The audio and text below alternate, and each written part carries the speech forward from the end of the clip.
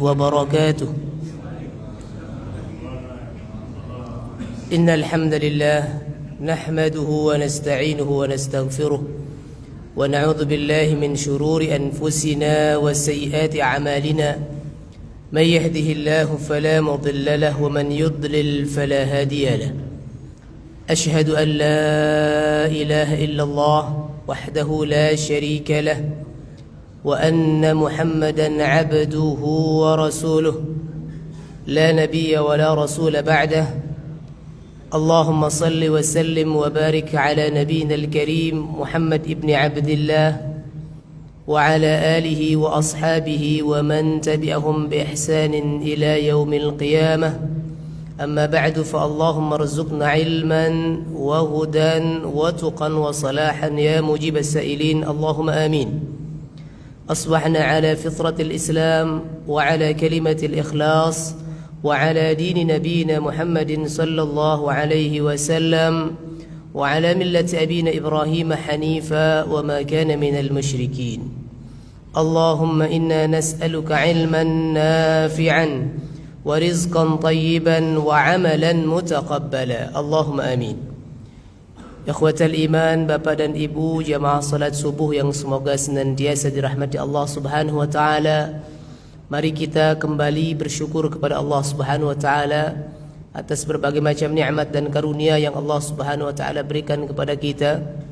Nikmat iman, Islam, kesehatan dan kesempatan untuk kita terus bisa berbuat taat kepada Allah adalah nikmat-nikmat dan karunia yang datang dari Allah Subhanahu wa taala.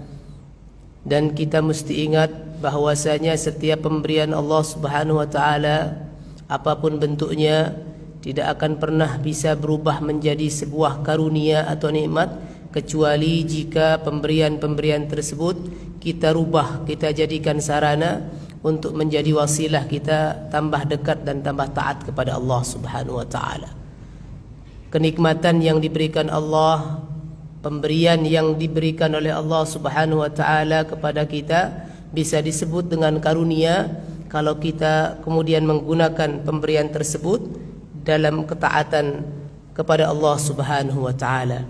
Maka mari kita maksimalkan setiap nikmat yang datang, setiap pemberian yang diberikan oleh Allah Subhanahu wa taala, mari kita maksimalkan dan kita usahakan menjadi wasilah untuk kita tetap berbuat taat dan berbuat kebajikan karena Allah Subhanahu wa taala. Ya akhwati al-ahibba, pembahasan kita insyaallah kita lanjutkan dalam pembahasan dan kajian tafsir dari surat Al-Baqarah. Kemarin kita sudah sampai beberapa ayat, 4 ayat yang kita bahas dari surat Al-Baqarah kemarin yang berkaitan dengan sifat orang-orang yang beriman, yang mana pada awal surat Al-Baqarah ayat 1 sampai dengan 4 Allah jelaskan terkait dengan golongan orang-orang yang beriman. Karena pada awal surat Al-Baqarah ini Allah Subhanahu wa taala bagi manusia itu menjadi 3 bagian. Ada bagian orang-orang yang beriman yaitu al-mu'minun, yang kedua adalah orang-orang lawannya orang-orang yang beriman yaitu al-kafirun, orang-orang yang kafir, dan yang ketiga orang yang menampakkan keimanan tapi di dalamnya ada kekafiran yang disebut dengan al-munafiqun. Maka pada kesempatan sebelumnya sudah dibahas tentang golongan yang pertama yaitu orang-orang yang beriman, dan bisa kita simpulkan yang pertama di antara sebab-sebab mendapatkan hidayah dari Al-Quran adalah dengan ketakwaan kepada Allah Subhanahu wa ta'ala, sebagaimana yang Allah Subhanahu wa ta'ala tegaskan di awal surat Alif Lam Mim, dzalikal kitabu la raiba fihi hudan lil muttaqin. Al-Quran atau di antara sebab-sebab mendapatkan hidayah dari Al-Quran adalah dengan ketakwaan kepada Allah Subhanahu wa ta'ala. Maka prakteknya adalah mari kita senantiasa mendahulukan kepentingan-kepentingan Allah Subhanahu wa taala daripada kepentingan hawa nafsu kita. Kemudian yang kedua, ketakwaan itu meliputi 3 aspek. Ada aspek yang berkaitan dengan hal-hal perkara yang gaib, yaitu aspek hati dengan percaya dan beriman kepada hal-hal yang gaib yang tidak nampak. Kemudian ada aspek raga kita dengan cara berbuat taat kepada Allah Subhanahu wa taala yang dicontohkan di sini dengan mendirikan salat pada ayat yang kedua. Kemudian juga ada aspek harta, yaitu dengan senantiasa menafkahkan dan membelanjakan hartanya di jalan Allah Subhanahu wa taala. Kemudian berikutnya, di antara sifat-sifat yang paling menonjol daripada orang-orang yang beriman adalah keteguhan mereka terhadap iman dalam perkara yang gaib. Alladzina yu'minuna bil ghaibi wa yuqimuna as-salata wa mimma razaqnahum yunfiqun. Jadi di antara sifat-sifat yang paling menonjol dari orang-orang yang beriman, dia senantiasa percaya, meyakini sepenuhnya terhadap hal-hal yang gaib, yang tidak nampak. Kemudian yang kedua, dia juga percaya terhadap hal-hal yang nampak dalam kasat matanya.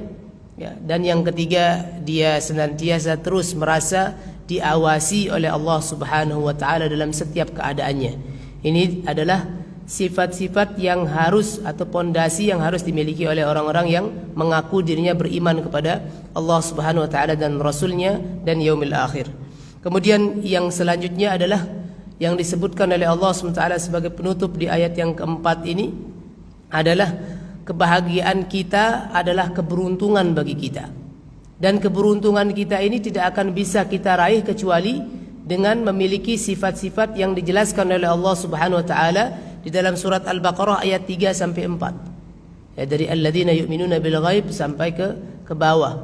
Keberuntungan itu terletaknya di sana.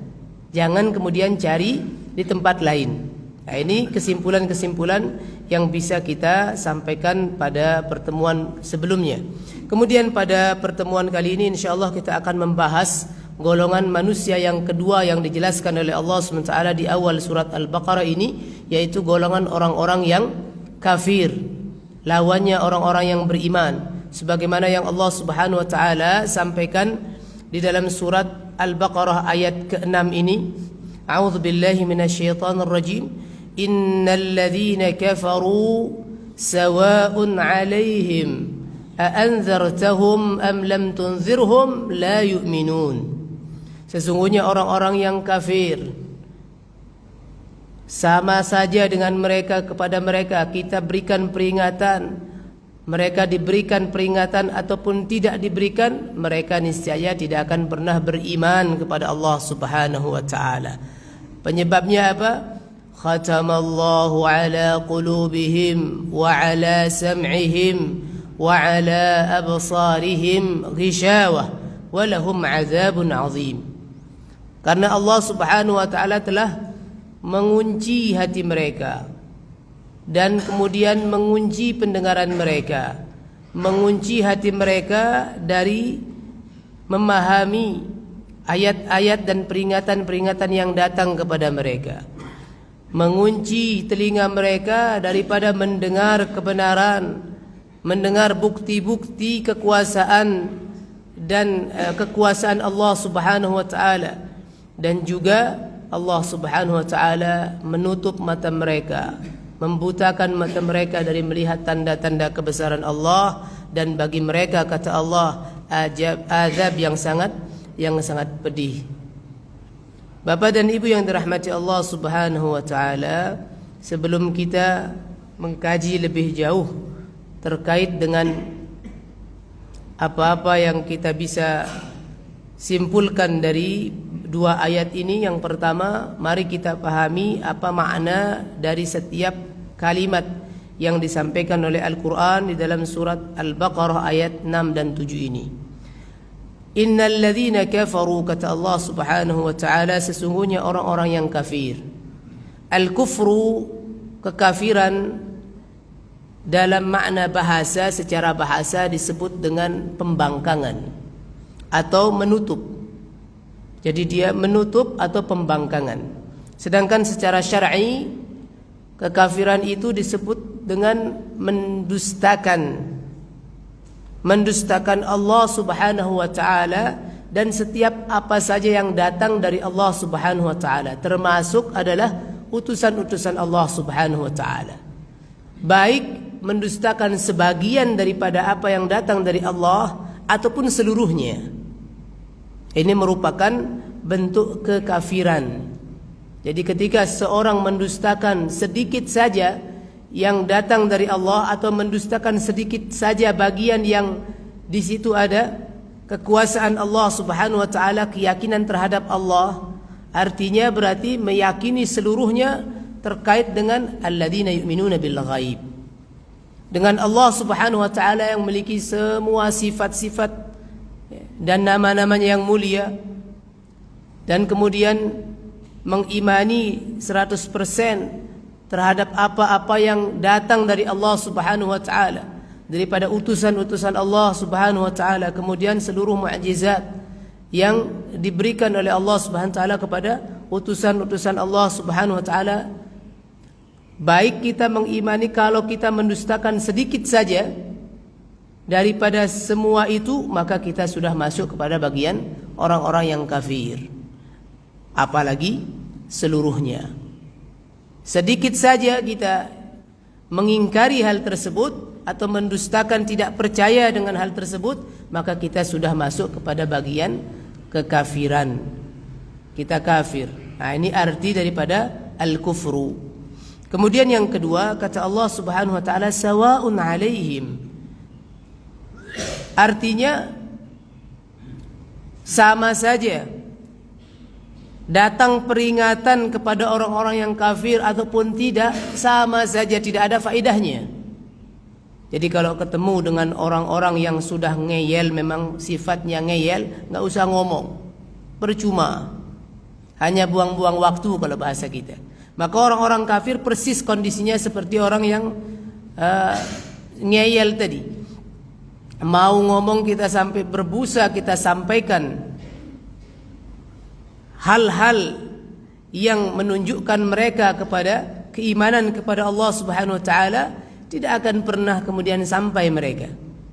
Jadi sama saja, baik kita berikan peringatan ataupun tidak akan ada faedahnya. Kenapa? Li hukmillahi bi'adami hidayatihim, karena Allah Subhanahu wa taala telah stempel mereka tidak akan pernah mendapatkan hidayah.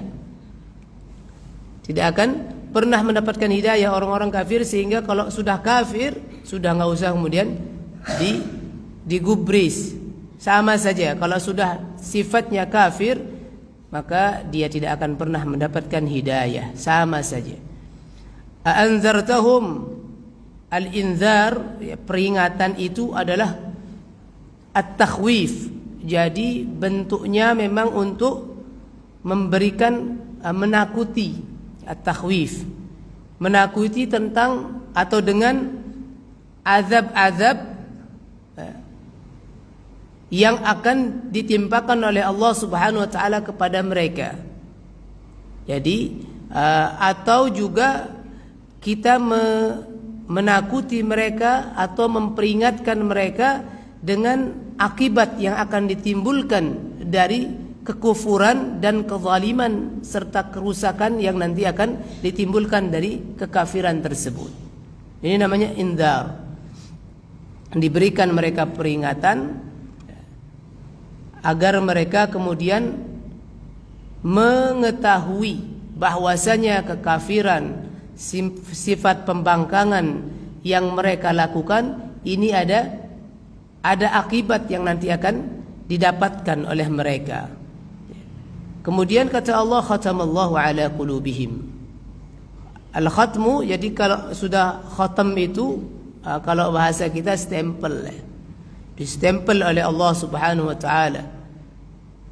Dan seperti kalau kita, atau disegel, bahasa kita disegel juga bisa. Khatamallahu ala qulubihim, disegel. Kalau kita kirim surat yang penting itu biasanya selalu disegel biar tidak ada yang bisa membukanya. Nah, ini disegel itu bisa dipakai perekat yang kuat atau lain sebagainya. Jangan sampai pokoknya terbuka dan dibuka oleh orang lain. Kalau sempat dibuka ketahuan ketika disegel. Khatamallahu ala al-khatam, itu segel itu. Tidak akan ada yang bisa kemudian membuka segel itu kecuali Allah Subhanahu wa taala, karena Allah Subhanahu wa taala yang menutupnya. Kemudian gisyawah atau penutup, itu penutup ya. Ghishawah itu penutup. Kalau khatam itu segel. Al-ghishawah, al-ghita ya, itu penutup. Yang mana penutup ini akan menghalangi orang bisa sampai kepada mereka, sebagaimana kita kalau mau masuk ke rumah ada pintu penutupnya. Kita tidak akan bisa sampai atau masuk ke dalam rumah kalau belum membuka penutup tersebut. Kemudian Allah Subhanahu wa taala tutup ayat ini dengan walahum adzabun alim. Jadi Allah Subhanahu wa taala akan menimpakan azab. Azab itu adalah kepedihan ya, atau rasa sakit yang luar biasa yang Allah Subhanahu wa taala akan berikan kepada orang-orang yang kafir ya, kepada Allah Subhanahu wa taala, orang-orang yang pembangkang tadi yang tidak mau beriman akan diberikan oleh Allah Subhanahu wa taala sakit tadi ya, rasa sakit tadi yang menghilangkan seluruh kenikmatan dan kelezatannya yang pernah dirasakannya. Itu namanya azab. Jadi penyakit atau ya penyakit rasa sakit yang bisa menghilangkan seluruh kenikmatan yang pernah dirasakan. Itu azab. Apalagi kalau di sini disifati oleh Allah SWT azim, sifat yang azab yang dahsyat.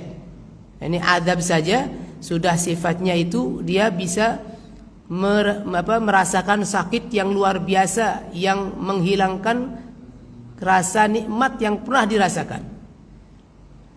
Apalagi disifati kemudian dengan sifat yang dahsyat azim ya, yang besar, yang dahsyat. Bapak dan Ibu yang dirahmati Allah Subhanahu wa taala, sebagaimana tadi disampaikan bahwasanya setelah Allah Subhanahu wa taala di awal surat Al-Baqarah ini menyebutkan tentang perihal orang-orang yang beriman dan bertakwa dan yang mendapatkan hidayah serta keberuntungan, kemudian setelahnya Allah SWT memperingatkan kita dan menyebutkan orang-orang yang kebalikannya, orang-orang yang sifatnya mereka adalah mereka pembangkang, mereka sesat, dan mereka adalah orang-orang yang merugi, yaitu mereka adalah orang-orang yang kafir. Innal ladzina kafaru, mereka ini lawannya orang-orang yang beriman. Kalau orang beriman tadi disifati dengan ahlul iman yang senantiasa beriman kepada yang gaib dan lain sebagainya. Mereka adalah orang-orang yang takwa, mereka adalah orang-orang yang mendapatkan keberuntungan. Maka Allah kemudian sebutkan orang-orang yang kafir ini adalah orang-orang yang senantiasa tidak mau percaya, membangkang, menutup diri dari keimanan dan percaya kepada yang gaib dan semua yang disebutkan di awal surat Al-Baqarah tadi. Kemudian mereka juga tidak adalah orang-orang yang sesat yang tidak akan pernah mendapatkan hidayah, dan mereka ini juga adalah orang-orang yang merugi. Kalau beriman beruntung, ini merugi. Maka Allah Subhanahu wa taala kemudian sebutkan di sini bagaimana kemudian sikap mereka terkait dengan tidak siapnya mereka menerima dan menyambut keimanan ketika datang utusan-utusan Allah Subhanahu wa taala memperingatkan dan mengajak mereka kepada keimanan. Mereka tidak siap menerimanya. Mereka sudah menutup diri dan melakukan pembangkangan terhadap setiap peringatan-peringatan tersebut, sampai kemudian sama saja diberikan peringatan ataupun tidak sama saja, diajak ataupun tidak diajak sama saja ya. Dan itu semua merupakan fitrah yang Allah Subhanahu wa taala atau hukum Allah Subhanahu wa taala yang berlaku di dunia ini. Salah satu di antara hukum Allah Subhanahu wa taala adalah Allah Subhanahu wa taala memilih atau menetapkan di antara hamba-hambanya untuk tidak kemudian bisa mendapatkan hidayah dan tidak bisa memahami seluruh ajakan-ajakan keimanan dan ketakwaan kepada Allah. Makanya Bapak dan Ibu yang dirahmati Allah Subhanahu wa taala, kita sangat bersyukur nikmat yang luar biasa, karunia yang tak terhingga, kita dipilih oleh Allah Subhanahu wa taala menjadi bahagian daripada orang-orang yang mendapatkan hidayah. Ini nikmat sekali Bapak. Jumlah manusia saat ini di dunia hampir 8 miliar. Di situ ada macam-macam tuh, orang yang kafir, orang yang munafik, orang yang beriman. Banyakan mana yang lebih mana yang paling sedikit dari 8 miliar ini? Orang yang beriman. Ada berapa jumlahnya? Kurang dari 2 miliar. Orang yang mendapatkan hidayah, orang yang dipilih oleh Allah Subhanahu wa taala untuk mendapatkan petunjuk menjadi orang-orang yang beriman. Maka ini merupakan nikmat yang luar biasa, karunia yang tak terhingga. Dan ini adalah ketetapan Allah Subhanahu wa taala. Berarti Allah zalim dong. Jangan kemudian Allah Subhanahu wa taala didikte. Sebagaimana kita enggak mau didikte, kalau kita punya barang mau ngapain saja kita enggak mau kita kemudian dikomentari. Ada orang punya HP, karena sudah banyak main lempar saja HP-nya, buang saja, udah enggak mau. Padahal kalau menurut orang masih bagus. Pak, kenapa ya? Urusan dia kan. Kenapa kemudian kita komentari, ya urusan dia itu. Apalagi Allah Subhanahu wa taala la yus'alu amma yaf'alu wa hum yus'alun, kata Allah Subhanahu wa taala. Dan dia Allah Subhanahu wa taala tidak pernah kemudian jangan pernah ditanya kenapa Allah Subhanahu wa taala berbuat demikian, tetapi kita hamba-hambanya, makhluknya akan dimintai pertanggungjawaban tentang apa-apa dan kenapa yang dikerjakan selama di dunia. Allah Subhanahu wa taala jangan didikte. Maka Allah Subhanahu wa taala punya kekuasaan untuk memilih di antara hamba-hambanya A, B dan C. Sehingga sekali lagi kita mesti bersyukur kepada Allah Subhanahu wa taala. Mesti bersyukur kepada Allah Subhanahu wa taala kita dipilih di antara bahagian daripada orang-orang yang mendapatkan hidayah. Ini nikmat yang luar biasa. Nikmat yang paling besar yang didapatkan oleh seorang yang sudah yang diciptakan oleh Allah SWT. Nikmat yang paling besar yang diberikan kepada manusia, tidak ada nikmat yang paling besar yaitu melebihi nikmat hidayah. Ini keimanan kepada Allah SWT, luar biasa. Hingga karena Allah SWT juga menetapkan di satu sisi orang-orang yang tidak mendapatkan hidayah, itu orang-orang kafir. Mau diajak seperti apapun tidak akan pernah kemudian mendapatkan hidayah, sebagaimana ditunjukkan oleh Allah Subhanahu wa taala, dibuktikan oleh Allah Subhanahu wa taala ketika Nabi alaihi salatu wasallam berada di tengah-tengah mereka. Di awal Nabi alaihi salatu wasallam diutus, langsung turun masih ingat surat Al-Lahab, tabbat yada abi lahab wa tab. Itu stempel bagi Abu Lahab. Ada Nabi SAW di hadapannya, utusan Allah yang langsung menyeru, tapi sudah distempel oleh Allah SWT, Abi Lahab itu pasti akan mendapatkan azab yang pedih. Tempat kembalinya neraka sudah.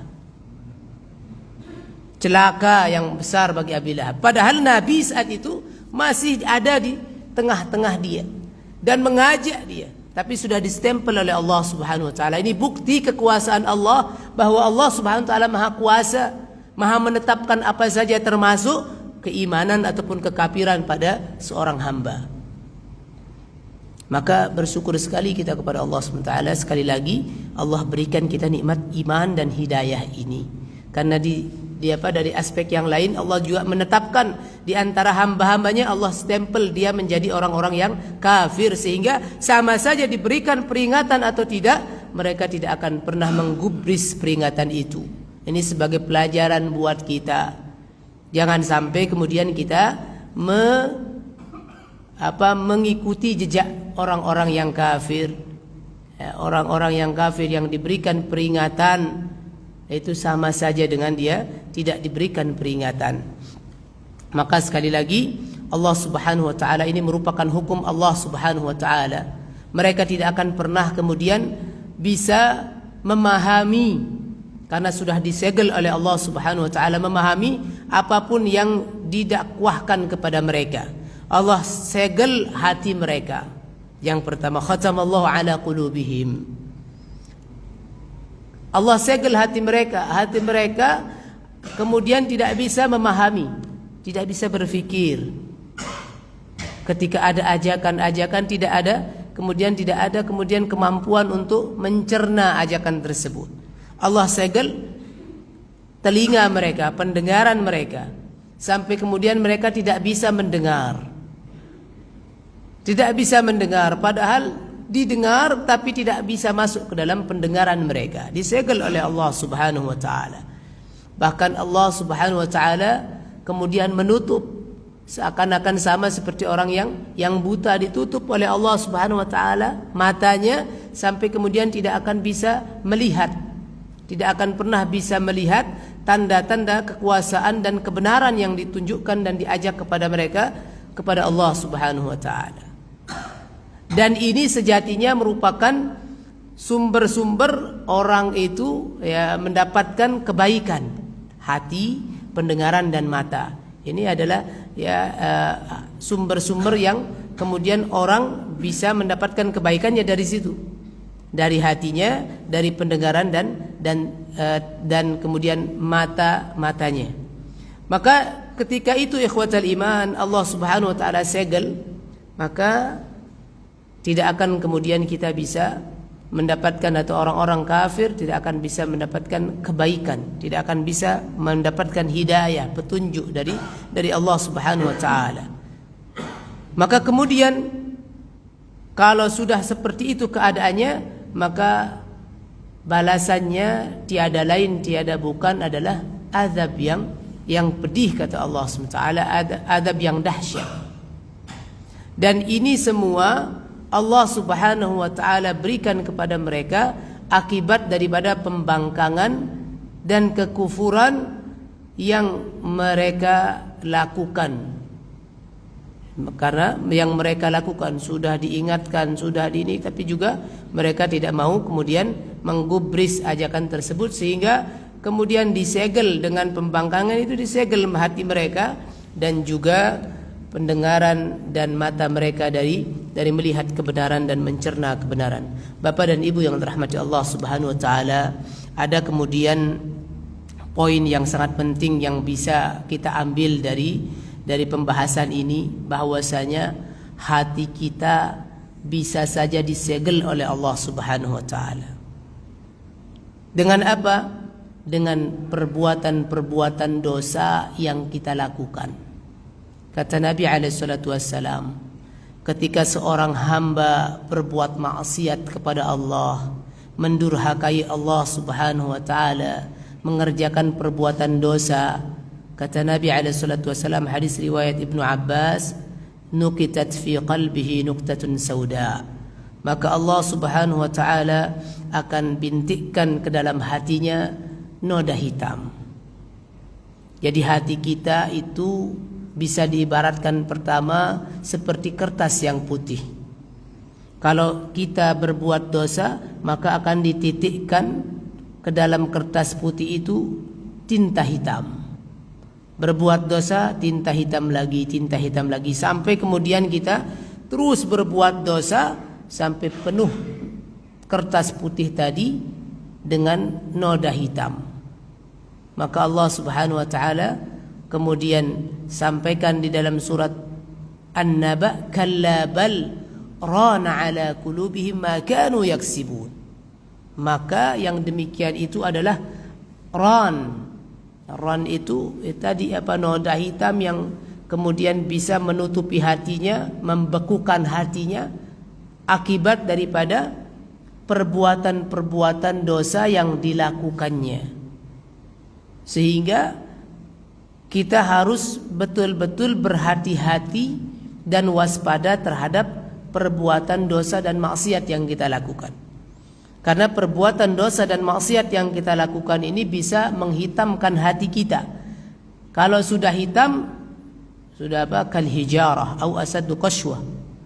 Bisa Au asyaddu qaswah, bisa seperti batu, bahkan lebih keras daripada batu. Nah, itu sudah disegel sama Allah SWT, wal iyadu billah. Jadi hati-hati terhadap perbuatan dosa dan maksiat yang kita lakukan. Makanya sebagai seorang yang beriman, harus kita kemudian senantiasa ngeh, ya, cepat ngehnya. Ketika berbuat dosa langsung kemudian kita harus imbangi dengan perbuatan baik. Makanya Nabi SAW menganjurkan kita agar senantiasa berbuat kebaikan. Kenapa? Karena berbuat kebaikan itu akan menghapuskan dosa kita dan menghilangkan noda hitam yang ada dalam hati kita yang disebabkan oleh kemaksiatan perbuatan dosa yang kita lakukan. Jadi kalau kita setelah melakukan dosa kemudian ada noda hitam dalam hati kita, kemudian untuk menghapusnya itu bisa kemudian kita melakukan perbuatan kebaikan. Lakukan kebaikan, maka noda hitam tadi akan dihapus dari hati kita. Maka perbanyak melakukan kebaikan akan semakin jernih hatinya. Seseorang setiap kali kemudian senantiasa mengiringi hari-harinya dengan kebaikan, maka hatinya ini akan semakin jernih, semakin halus, semakin bening, semakin sensitif. Tapi begitu juga sebaliknya, kalau senantiasa dia berlaku dosa, berbuat maksiat, akan semakin hitam, bahkan mengeras sampai kemudian sangat keras, tidak ada sensitivitas sama sekali. Maka langsung persis nanti seperti yang dikatakan oleh Allah Subhanahu wa taala, ulaika kal an'am. Persis kalau sudah begitu kondisinya persis seperti binatang ternak. Balhum adhal, bahkan lebih buruk daripada binatang. Kenapa? Karena sudah mengeras hatinya tadi. Nggak ada sensitivitas sama sekali. Sudah kayak binatang. Ya, binatang mau ngapain saja nggak ada urusan dia. Ya, mau buang kotoran depan orang, mau nggak ada urusan mereka, nggak ada rasa malunya. Nah, kalau sudah hilang sudah menghitam hati kita, nggak seperti itu jadinya. Seperti binatang persis. Itu akibat daripada perbuatan dosa, perbuatan maksiat yang kita lakukan. Maka hati-hati terhadap perbuatan dosa dan kemaksiatan yang dilakukan. Harus waspada. Karena sekali lagi noda hitam itu akan dititikkan kepada kita. Berhati-hati terhadap perbuatan dosa, dan mari kita bersemangat untuk melakukan kebaikan dan ketaatan kepada Allah Subhanahu wa taala. Innal hasanat yudhibnas sayyiat. Karena kebaikan-kebaikan yang dilakukan akan menghilangkan dosa. Dia laksana penghapus tadi, yang bisa menghapus noda-noda yang ada di dalam kertas kita, hati kita. Lakukan kebaikan, maka dia akan menghapuskan efek daripada keburukan yang pernah kita lakukan dan akan mencernihkan hati kita. Maka semakin beriman seseorang, semakin dia taat kepada Allah, semakin sedikit kemudian dia jauh meninggalkan keburukan-keburukan atau kemaksiatan-kemaksiatan, dan dia bisa memelihara dirinya, maka kemudian dia akan semakin dekat, akan semakin sensitif dengan panggilan-panggilan keimanan. Jadi sinyalnya makin kenceng kalau bahasa sekarang. Bisa 5G. Ya, bisa 5G. Kalau orang yang masih ada jiwa pembangkangannya, kekafirannya itu, atau jiwa perbuatan maksiat dan dosanya mungkin masih 2G kan gitu. Ini kalau sudah Masya Allah, kalau dia bisa memelihara dirinya dari perbuatan dosa dan maksiat, itu kencang sekali sinyalnya nanti. Ya, maka dia akan memiliki nanti firasat yang baik. Dia akan selalu memiliki suasana hati yang baik gitu. Ini orang-orang beriman. Dalam setiap keadaannya dia akan selalu berhusnudzan kepada Allah SWT. Ini kalau dia sudah bisa memelihara dirinya dari perbuatan maksiat, semakin kencang sinyalnya. Ya, makin kencang sinyal untuk berhubungan kepada Allah Subhanahu wa taala, makin sensitif dia. Nah, ini bisa kemudian kita sebagai seorang beriman, ini yang harus kita kejar. Nah, ini yang harus kita kejar, dan bentuk kekafiran, kekufuran sekecil apapun harus kita jauhi. Maka ikhwatal iman, sekali lagi, di antara pelajaran-pelajaran yang bisa kita ambil dari ayat-ayat atau dua ayat tadi adalah di sini Allah Subhanahu wa taala menjelaskan Allah Subhanahu wa taala menjelaskan tentang sunnatullah, ya, hukum Allah Subhanahu wa taala yang Allah Subhanahu wa taala berlakukan kepada orang-orang yang senantiasa membangkang dan menyombongkan diri terhadap perintah-perintah Allah Subhanahu wa taala. Apa hukum Allah Subhanahu wa taala kepada mereka? Mereka diharamkan daripada mendapatkan hidayah. Jadi kalau ada orang yang ketika berhadapan dengan syariat Islam kemudian dia menutup dirinya, bahkan menyombongkan dan melakukan pembangkangan terhadap syariat itu, hati-hati. Hukum Allah Subhanahu wa taala berlaku bahwa orang tersebut tidak akan pernah diberikan hidayah, diharamkan daripada mendapatkan petunjuk Allah Subhanahu wa taala. Dengan cara apa? Allah Subhanahu wa taala akan matikan fungsi tadi. Fungsi organ-organ atau sumber-sumber yang bisa mendatangkan atau melihat petunjuk tersebut. Allah akan kunci itu. Allah akan segel. Tidak berfungsi lagi. Panca inderanya tidak akan bisa berfungsi lagi. Hatinya tidak akan lagi bisa berfungsi sebagai radar, ya, pendeteksi hal-hal yang baik. Padahal seseorang manusia itu dibedakan dengan binatang itu karena hatinya, karena akalnya. Kalau sudah dia membangkang, kemudian tidak mau mengindahkan perintah-perintah dan larangan Allah, maka dia akan diberikan segel tadi yang kemudian hatinya tidak lagi berfungsi, nggak berfungsi sama sekali, sehingga dia persis seperti binatang, sampai kemudian dia tidak bisa mengambil manfaat, tidak bisa memberikan memberikan manfaat. Panca inderanya tadi tidak bisa bermanfaat bagi dia, seperti tidak ada, padahal punya hati, punya pendengaran, punya mata, tapi seakan-akan persis seperti dia tidak memiliki itu semua. Maka kondisinya mereka tidak akan pernah mendapatkan merasakan nikmat iman, dan mereka tidak akan pernah mendapatkan petunjuk dan hidayah. Waliyadzubillah. Hati-hati, jangan sampai ketika kita dihadapkan dengan dengan syariat Islam, perintah-perintah dan larangan Allah, jangan sampai ada pembangkangan, jangan sampai ada pengingkaran, bahkan jangan sampai ada kesombongan kita untuk kita kemudian tidak mau mentaati hal tersebut yang berefek kepada pengharaman Allah Subhanahu wa taala terhadap hidayah, sehingga Allah segel panca indera kita, hati kita, untuk bisa sampai kepada mengimani dan mendapatkan petunjuk dari semua yang disampaikan oleh Allah Subhanahu wa taala dan Rasulnya. Kemudian yang kedua, ikhwatal iman, di sini Allah Subhanahu wa taala memberikan peringatan, ancaman bagi orang-orang yang kafir. Ancamannya adalah azab. Azab sudah dipastikan oleh Allah Subhanahu wa taala, orang-orang yang kafir akan mendapatkan azab yang sangat dahsyat. Tidak hanya kemudian azab yang dahsyat, yang lebih dahsyat jadi nanti di akhirat, tapi kemudian di dunia pun dia akan merasakan kepedihan, dia akan merasakan sakit yang luar biasa. Paling tidak sakit yang dirasakan adalah sakit dia tidak bisa mendapatkan hidayah dan petunjuk. Itu sudah rasa sakit yang luar biasa. Ketika seseorang hidup di dunia kemudian tidak bisa melakukan kebaikan, dia hidupnya seperti binatang, ya, ini sudah merupakan azab yang sangat pedih.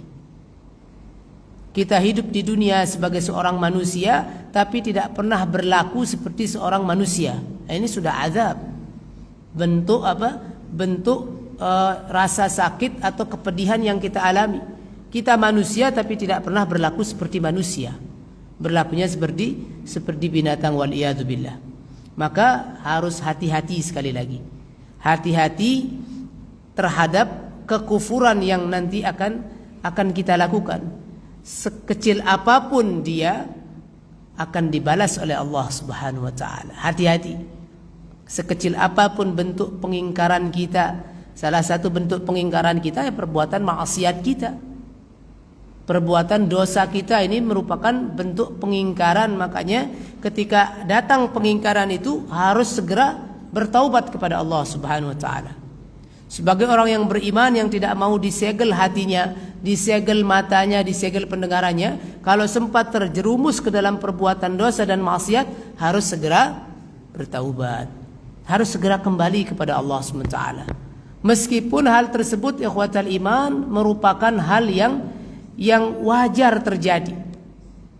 Wajar terjadi buat kita terjerumus ke dalam perbuatan maksiat, perbuatan dosa. Itu biasa saja, bukan menjadi aib buat kita sebagai seorang manusia. Karena kita sebagai manusia memang punya potensi untuk melakukan perbuatan dosa dan maksiat. Kullu bani Adam khatta'un, kata Nabi SAW. Setiap manusia, anak Adam itu punya potensi untuk melakukan kesalahan. Wa khairul khatta'in at-tawabun. Tapi ingat, ada orang-orang terbaik daripada pelaku kesalahan, yaitu mereka, kata Allah, orang-orang yang bertaubat kepada Allah Subhanahu wa taala. Wa khairul khatta'in at-tawabun, dan sebaik-baik pelaku kesalahan adalah mereka yang mau bertaubat dan kembali kepada Allah Subhanahu wa taala. Sehingga berbuat dosa dan maksiat sejatinya bukan aib. Yang menjadi aib kita ketika terjerumus malah kemudian melakukan pembangkangan berikutnya, terlena dengan kemaksiatan yang dilakukan, yang seharusnya ketika terjerumus dia langsung kembali kepada Allah Subhanahu wa taala. Karena di antara kita ini yang namanya manusia tidak ada yang terbebas daripada bermaksiat kepada Allah. Allah tetapkan, bahkan kalau kita lebih detail lagi mengkaji atau membahas hadis Nabi SAW, kemudian mengatakan bahwasanya Allah Subhanahu wa taala telah menetapkan zina terhadap seluruh anggota badan kita. Terhadap mata kita, tangan kita, seluruh anggota badan kita telah ditetapkan untuk berzina, untuk melakukan perbuatan salah dan dosa. Habis keluar saja dari masjid sudah melakukan kesalahan kita. Keluar dari masjid saja sudah bisa melakukan kesalahan dan perbuatan dosa. Setiap waktu kita ini, perjuangan kita untuk melawan dan untuk meminimalisir perbuatan-perbuatan maksiat kita punya potensi untuk melakukan itu perjuangan kita itu. Nikmatnya berjuang untuk melakukan ketaatan. Jadi sekali lagi, kita semua punya potensi untuk melakukan kesalahan, dan itu bukan aib sejatinya. Yang menjadi aib sekali lagi kita terlena, tidak pernah mau bertobat, sehingga maka kemudian akan implikasinya, dampaknya disegel hati kita nanti, disegel panca indera kita dari mendapatkan hidayah. Hati-hati. Tapi kalau berbuat dosa itu kemudian kita harus segera bertaubat kepada Allah SWT, kembali kepada Allah, agar noda hitamnya kemudian dihapus, dibersihkan. Jangan kemudian terlena, noda hitamnya bertumpuk, terkumpul sampai kemudian mengeras dan betul-betul menghitam. Bagaimana lagi kemudian untuk membersihkannya? Sudah tebal dakinya, nodanya sudah tebal, mau pakai pemutih bagaimanapun nggak bisa. Hati-hati, apalagi kalau sudah kemudian disegel oleh Allah Subhanahu wa taala, waliyadzubillah. Maka sekali lagi, Bapak dan Ibu yang dirahmati Allah Subhanahu wa taala, mari kemudian kita menjadi bahagian daripada hamba-hamba Allah Subhanahu wa taala yang ketika kita melakukan dan terjerumus dalam perbuatan dosa, mari kita segera kembali kepada Allah, segera bertaubat kepada Allah Subhanahu wa taala. Dan yang paling penting adalah jangan pernah berputus asa. Jangan pernah berputus asa dari rahmat dan pengampunan Allah Subhanahu wa taala. Banyak dewasa ini orang-orang yang sudah melakukan kemaksiatan, ya, kemudian dia tidak mau bertaubat, tidak mau kembali kepada Allah karena sudah berputus asa, sudah kadung. Jangan sudah kadung. Jemput ampunan Allah Subhanahu wa taala. Jemput penghapus daripada noda-noda hitam itu dengan kembali kepada Allah Subhanahu wa taala. Sebesar apapun dosa seorang hamba, semenghitam apapun, kalau dia mau kembali kepada Allah akan dijawab panggilannya oleh Allah Subhanahu wa taala.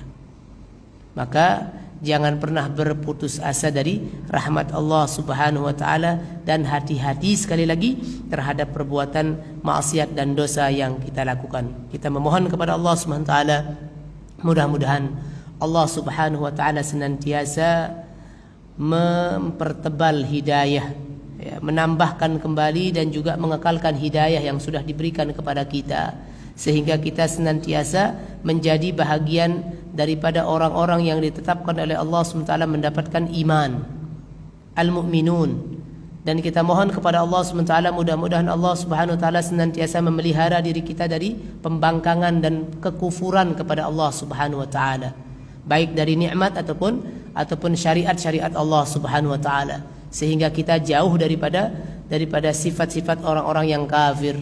Dan kita memohon kepada Allah Subhanahu wa taala ketika kita terjerumus dalam perbuatan dosa, mudah-mudahan Allah SWT mudahkan kaki kita, langkah kita untuk segera bertaubat kepada Allah Subhanahu wa taala. Allahumma amin amin ya rabbal alamin. Demikian mungkin yang bisa disampaikan. Mohon maaf atas segala kekurangan. Sebelum ditutup, kalau ada yang mau ditanyakan terkait dengan apa yang disampaikan dari jamaah, kami persilahkan.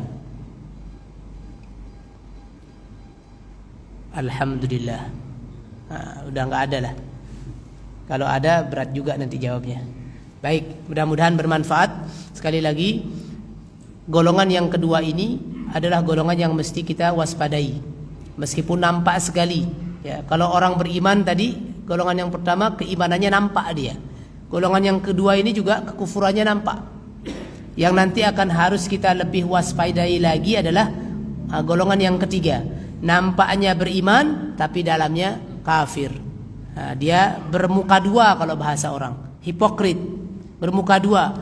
Dia bisa persis seperti mata uang itu. Dua ininya dua gambarnya.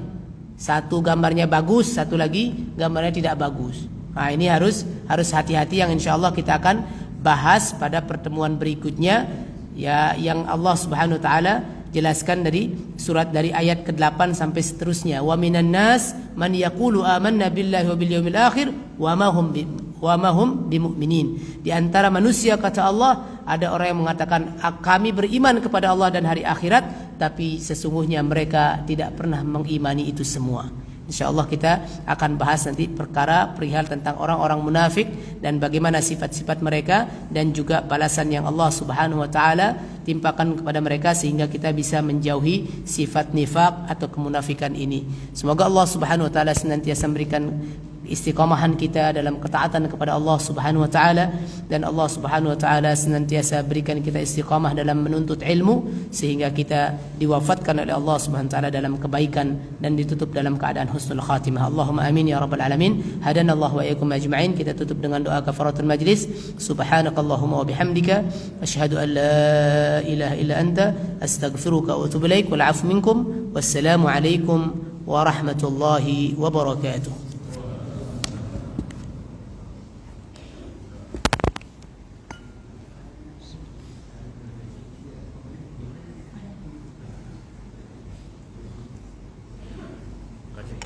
Masya Allah. Siapa? Hadir nanti. Insyaallah. Hasim. Sehat Hasim. Sehat, alhamdulillah, alhamdulillah. 5 menit. Cepetan ya.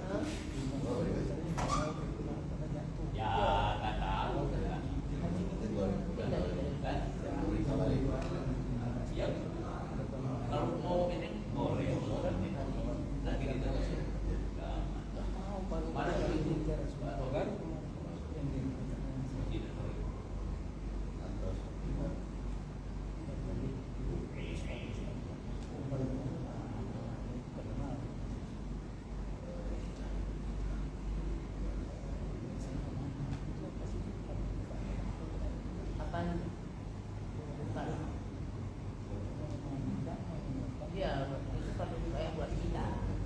Fardu kifayah buat kita, tapi begitu harus kita buat itu. Iya, makanya itu fardu kifayah. Jalan-jalan tikus apa dia tuh? Kewajiban yang dilakukan harusnya semua orang mungkin melakukannya, tapi ketika dilakukan sebagian saja, maka yang lainnya gugur.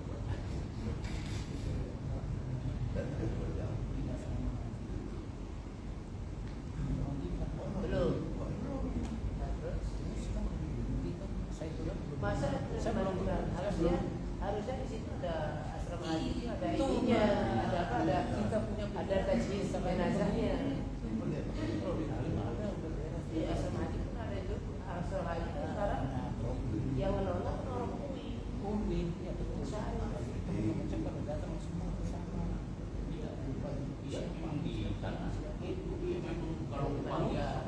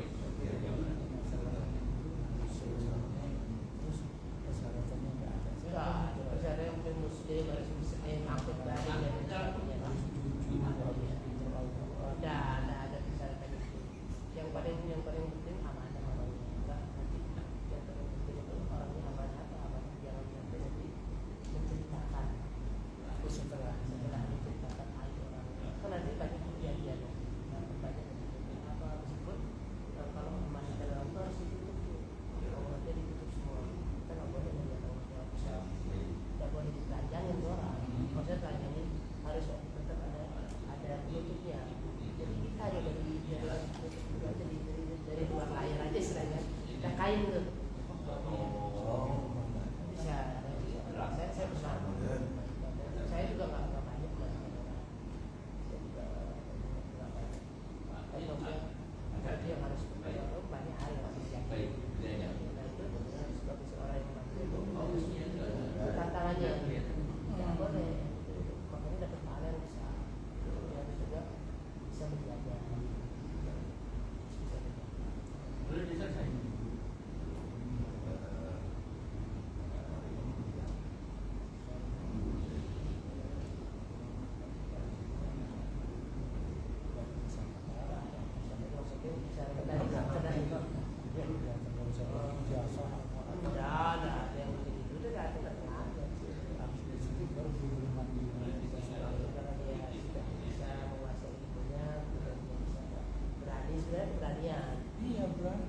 Beranian sama yang kedua tadi kepemimpinan amanah harus bisa ya pokoknya dan terutama ikhlas pada Allah. Karena orang nanti kalau aja lihat-lihat juga orang ini takut, orang ini berani, kalau orang ini nggak mau ya.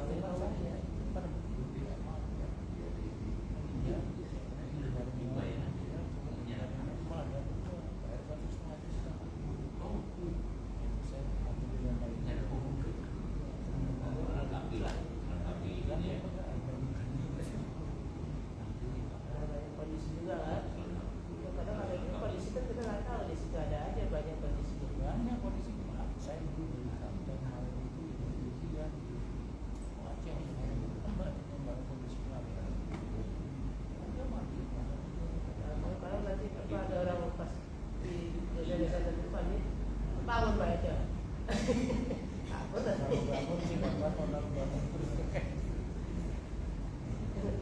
gerak-gerak aku dari dia benar apa-apa nggak ada apa-apa kan karena rasa takut juga. Lihat.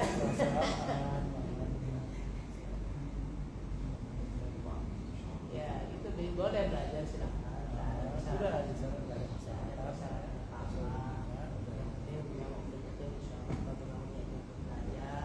Persyaratannya mau belajar itu aja. Mau ilmu bisa dari Bapak ya, nanti saya punya 12 tahun. Saya juga sehat-sehat dari